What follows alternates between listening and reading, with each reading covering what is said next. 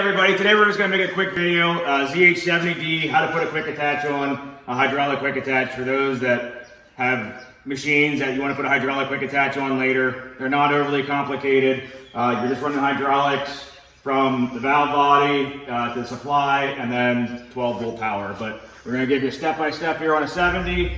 Now, they don't have to be exact. So what I mean by that, so this is factory installed, the way we're going to break it down. But let's say we have a splice from here to here, and then from here to the boom. The reason they do that is, let's say you snag a line on this hydraulic line doing something in the trees. Well, now you only have to replace this section or this section compared to, potentially getting shorter and shorter and having to do a 16-foot line.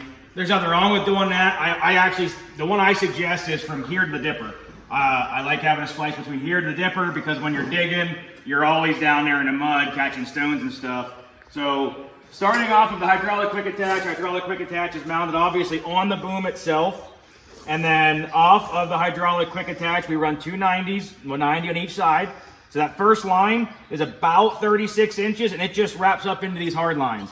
If you don't have these hard lines, it's not a big deal. You can run right down the dipper and then splice into that hydraulic quick attach line, or you can even run all the way to the hydraulic quick attach. It really doesn't matter. We're just getting hydraulic to the quick attach from the machine. So again, roughly 36 from the quick attach to the start of these hard lines.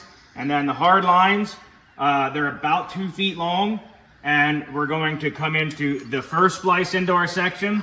This one is going from our hard lines to our dipper rotation. That one's about 60 inches. And again, if it's 62, doesn't matter. If it's 58, as long as it doesn't kink or stretch when you're making your turns, it really doesn't matter. This one I think is a redundancy. However, it's still in there from factory. If you don't have to put it in, I don't know if I would. Again, it doesn't matter though. It gives you, you can look at this two ways. It gives you another spot for a leak. Yes, it absolutely does. I'm not going to disagree with that. But it also gives you the ability to just replace a 42-inch line compared to about an 18-foot line. So again, so it goes mount and about a 42-inch line here to here. All right, from there, we're going to go another splice that gets you around the arch, and that one's a 6 foot. So mount to mount, and that one's roughly a 6 foot line. Now, here's where it goes back to that valve, all right? And that valve you can put anywhere. It doesn't have to be exactly where it is from factory. You can put it wherever you want to put it. So line lengths and stuff don't matter as much on this. If you're going to move it to the front and make it convenient, if you're going to put it by the battery and make it convenient, it really doesn't matter. You can take a different path if you want to. So we're going to start here on the mount, and we're going to come in around, and we're going to run through the body, and we're going to go back to the valve body.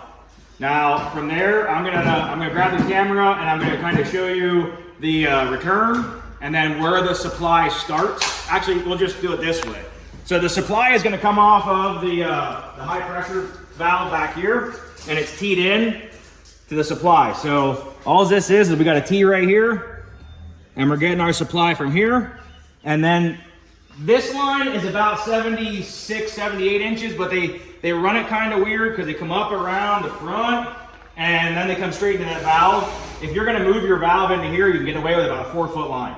So you won't have to make that crazy rotation. Now, the valve itself is a simple valve. It's a simple valve with a coil and a solenoid that when you push the button, it activates. And it sits in here beside the cab from factory right here. All right.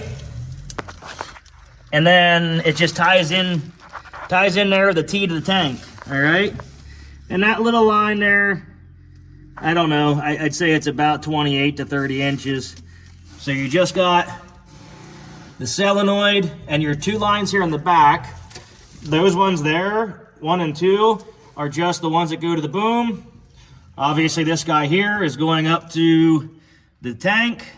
And then this one on the back side, sorry about this guys.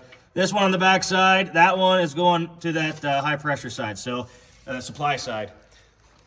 So that's all it is for, like I said, that's all it is for your hydraulic quick attaches.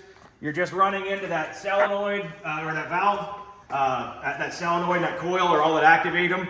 So you can do that however you want. If you don't have a factory hydraulic quick detach unit, you can do it toggle switch. You can do it, like I said, whatever supplies 12 volt power, steal from it and put it on whatever you want. As long as it gets power that says open and close, that's all the quick attaches do.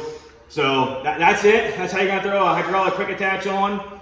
And again, if there's any combination that you don't want to do, let's say you don't want that third splice, then just take those measurements, 96 inches, 6 foot, 42 inches, and so on, and add them together, or just pull a line out. I mean, take your tape measure, run it up around.